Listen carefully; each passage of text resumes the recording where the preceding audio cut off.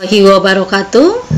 Ketemu lagi dengan saya Ibu Adurorul Muntasiro SPD dalam mata pelajaran otomatisasi tata kelola humas dan keprotokolan SMK kelas 12. Kali ini kita akan belajar tentang materi perjalanan dinas atau itinerary. Nah, ini nama Ibu Adurorul Muntasiro SPD, guru SMK Negeri 1 Sijunjung. Pada kesempatan ini, kompetensi dasar yang akan kita pelajari yang pertama adalah menerapkan penyusunan perjalanan dinas atau itinerary, dan yang kedua adalah menyusun daftar perjalanan dinas atau itinerary. Selanjutnya, apa yang dimaksud dengan perjalanan dinas atau perjalanan bisnis pimpinan? Perjalanan dinas adalah perjalanan yang dilakukan oleh seorang karyawan di suatu lembaga atau perusahaan yang berkaitan dengan kepentingan bisnis. Sedangkan perjalanan dinas adalah perjalanan yang dilakukan oleh karyawan atau pegawai suatu lembaga atau perusahaan yang berkaitan dengan tugas kedinasan suatu lembaga atau perusahaan. Selanjutnya, hal-hal apa saja yang harus disiapkan sekretaris terkait perjalanan pimpinan? Yang pertama, tentunya kita harus tahu dulu tujuan perjalanan. Yang kedua, tanggal keberangkatan dan tanggal kembali. Ketiga, tanggal, waktu, tempat, dan siapa saja yang membuat janji temu atau kegiatan pokok perjalanan dinas atau bisnis. Yang keempat, persiapan transportasi dan dokumen. Yang kelima yaitu hotel, dan yang keenam adalah transportasi. Persamaan antara perjalanan bisnis dan perjalanan dinas. Yang pertama adalah keduanya melakukan perjalanan ke luar kantor atau keluar kota atau keluar daerah atau keluar negeri untuk mewakili kantor atau instansi. Dan persamaan yang kedua adalah dilakukan oleh perorangan atau kelompok. Sedangkan persamaan yang ketiga adalah biaya perjalanan ditanggung oleh kantor atau instansi. Dan yang keempat, setelah selesai perjalanan harus ada laporan perjalanan. Dan yang kelima, keduanya dilakukan dalam rangka mempercepat kelancaran komunikasi dan meningkatkan hubungan dengan relasi. Sedangkan perbedaan antara perjalanan bisnis dan perjalanan dinas. Kalau perjalanan bisnis, yang pertama adalah dilaksanakan oleh kantor swasta atau BUMN. Dan yang kedua adalah berorientasi pada perolehan keuntungan. Sedangkan perjalanan dinas biasanya dilakukan oleh kantor-kantor pemerintah dan berorientasi pada pelayanan masyarakat. Selanjutnya kita akan membahas macam-macam perjalanan dinas atau perjalanan bisnis. Ditinjau dari wilayah tujuan, maka ada perjalanan dinas dalam negeri dan perjalanan dinas luar negeri. Sedangkan ditinjau dari segi transportasi, maka ada perjalanan lewat darat, perjalanan lewat laut, dan perjalanan lewat udara. Sedangkan jika ditinjau dari tujuan, maka ada yang pertama adalah sebagai atau untuk rapat kerja nasional atau rakernas, seminar nasional, kunjungan kerja, pendidikan dan latihan, pelantikan, pengadaan kerjasama, kegiatan sosial, tender, acara seremonial, dan monitoring evaluasi. Bagaimana tata cara pelaksanaan perjalanan dinas? Pertama, dikelola oleh In-House Traveling Department atau divisi khusus yang menangani perjalanan. Yang kedua, dilaksanakan oleh Travel Bureau atau Biro Travel. Dan yang ketiga, dilaksanakan oleh administrasi kantor atau sekretaris. Selanjutnya kita akan membahas persiapan perjalanan bisnis atau perjalanan dinas. Nah, persiapan rencana perjalanan, maka seorang sekretaris harus mengumpulkan informasi yang berkaitan tentang pihak yang bertanggung jawab dalam perjalanan. Kemudian, menentukan tujuan utama perjalanan, mencari info waktu atau jadwal tentang perjalanan. Keempat, prosedur transportasi dan hotel. Kelima, biaya perjalanan. Dan yang keenam adalah biaya pemesanan tiket dan hotel. Nah, informasi tentang tiket apa saja yang harus kita ketahui?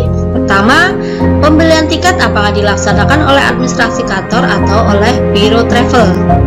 Yang kedua, reconfirmation, artinya proses penegasan kembali tentang kapan pimpinan akan berangkat dengan airline apa. Yang ketiga, shuttle flight, yaitu penerbangan pulang pergi dalam suatu negara. Selanjutnya ada open return, artinya kita membeli tiket yang belum pasti kapan akan kembali dari perjalanan. Selanjutnya, redeeming tiket, yaitu membatalkan tiket yang sudah dibeli dan mendapatkan kembali uang setelah dipotong biaya administrasi. Kemudian yang perlu diperhatikan lagi adalah tentang custom regulation, yaitu bea cukai dari negara yang akan kita kunjungi. Selanjutnya tentang bagasi, jangan sampai overload atau overweight. Dan yang ke-8 adalah bagaimana cara memperoleh biaya penggantian biaya perjalanan. Dan yang ke-9, dokumen atau materi apa yang harus dipersiapkan sebelum melaksanakan perjalanan.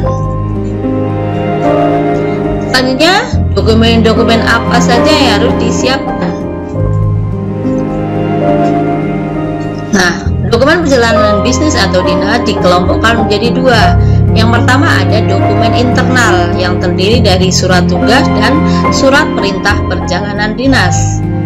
Yang kedua adalah dokumen eksternal yang terdiri dari paspor, visa, surat keterangan fiskal, exit permit, sertifikat kesehatan, tiket pesawat, voucher penginapan, travel fund, tiket transportasi, dan tiket akomodasi hotel.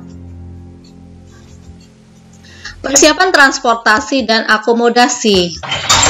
Persiapan transportasi meliputi yang pertama transportasi darat. Apa kita akan menggunakan mobil atau kereta api?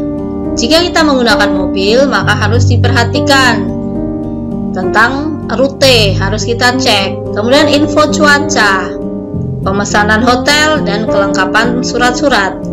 Nah, untuk transportasi menggunakan kereta api, pastikan 1 jam sebelum berangkat sudah berada di stasiun. Cek jadwal acara dan cek kelengkapan dokumen. Untuk transportasi menggunakan kapal laut, pastikan kita harus mengecek kelengkapan dokumen, tiket, mata uang asing jika memang kita akan melakukan perjalanan ke luar negeri, dan rencana perjalanan. Sedangkan untuk persiapan transportasi udara, pastinya kita harus punya tiket pesawat, mata uang asing, dan rencana perjalanan. Persiapan akomodasi. Yang pertama, pemesanan kamar hotel dapat melalui telepon, email, WhatsApp, aplikasi Traveloka, dan lain sebagainya. Kemudian proses check-in, ya, bisa dilakukan pada saat memesan kamar. Pemesan dapat mengisi reservation card. Kemudian cara pembayaran, biaya kamar dapat dilakukan pada saat check-in atau pada saat check-out. Nah, waktu check-out biasanya berkisar antara pukul 12 sampai pukul 14 di hari terakhir menginap. Menyerahkan kunci dan melakukan pembayaran bagi yang belum membayar saat check-in. Selanjutnya, jenis-jenis akomodasi. Apa saja sih jenis-jenis akomodasi? Yang pertama adalah hotel. Nah, hotel ini terbagi menjadi beberapa jenis. Hotel berdasarkan jenis atau letak bangunannya, maka ada resort hotel, city hotel, airport hotel, urban hotel, dan sub art hotel. Jenis hotel menurut lama waktu menginap ada transit hotel, resident hotel, dan semi resident hotel. Sedangkan jenis hotel menurut penetapan tarif kamar ada American Plan, European Plan, Modified American Plan, Continental Plan, dan Bermuda Plan. Jenis hotel menurut tempat tidur maka ada single bedroom, double bedroom, twin bedroom, family bedroom, triple room, solo use, extra use, dan baby cot. Jenis hotel menurut tingkatannya ada standard room, suite room, dan presidential suite room. Sedangkan jenis hotel menurut jumlah kamar hotel maka ada small hotel, medium hotel, dan large hotel.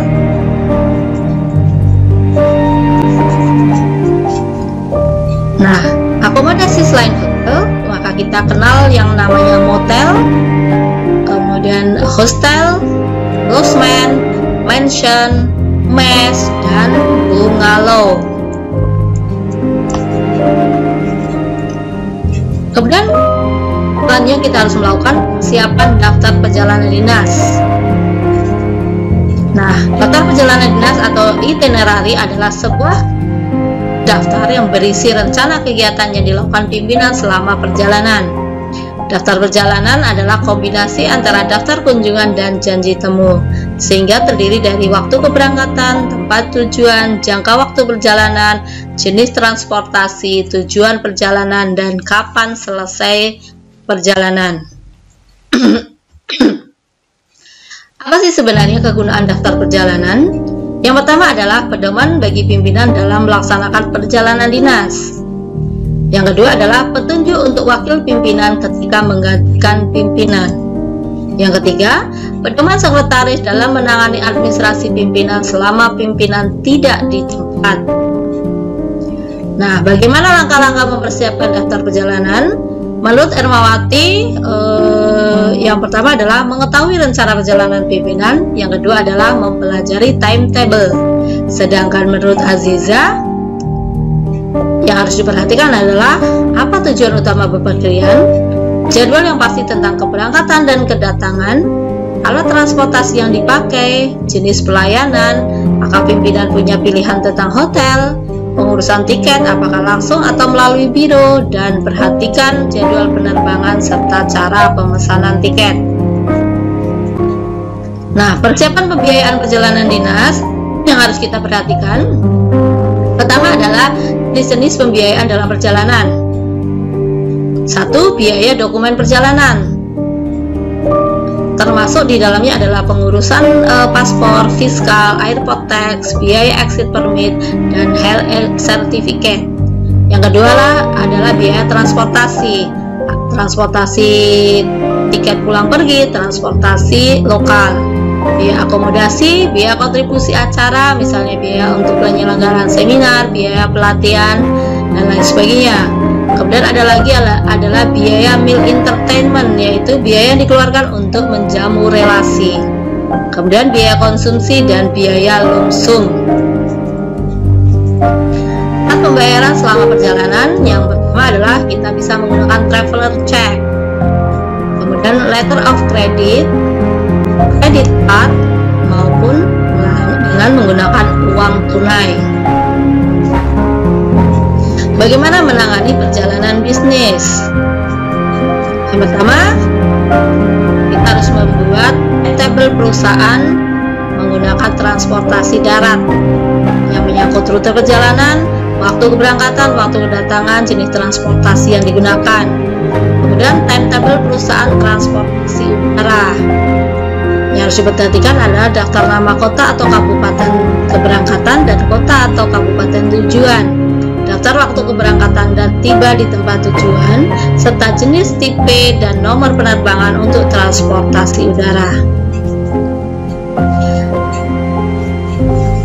Kemudian kita harus membuat laporan perjalanan. Nah, fungsi laporan yang pertama adalah sebagai sarana komunikasi, yang kedua alat pertanggungjawaban, yang ketiga memberikan informasi penting, dan yang keempat adalah bahan untuk pengambilan keputusan. Laporan perjalanan yang harus dibuat yang pertama laporan hasil perjalanan bisnis, terdiri dari berapa lama perjalanan, kapan berangkat, dan kapan kembali. Kemudian Kemudian laporan pembiayaan, tentang semua pengeluaran selama perjalanan. Langkah-langkah menyusun laporan biaya perjalanan, yang pertama adalah mengumpulkan semua bukti pengeluaran. Yang kedua, mengelompokkan bukti pada pos tertentu. Ada bukti pengeluaran dari luar, misalnya dari hotel, restoran, harus dikumpulkan. Yang keempat, semua pengeluaran untuk menjamu relasi juga harus dikumpulkan. Dan yang kelima adalah membuat laporan biaya perjalanan secara keseluruhan. Sedangkan jenis-jenis biaya dalam perjalanan, yang pertama adalah biaya dokumen perjalanan. Berapa biaya untuk pembuatan paspor, fiskal, airport tax, exit permit, dan health certificate. Yang kedua, biaya transportasi, biaya akomodasi, biaya acara atau kontribusi acara, biaya meal entertainment, dan biaya lumsum per diem. Nah, itulah tadi materi tentang perjalanan dinas atau perjalanan bisnis yang kita sebut dengan itinerary. Semoga apa yang sudah saya sampaikan tadi bermanfaat, dan selamat melaksanakan perjalanan dinas atau perjalanan bisnis bagi yang akan melaksanakan. Terima kasih, sampai ketemu di lain kesempatan. Wassalamualaikum warahmatullahi wabarakatuh.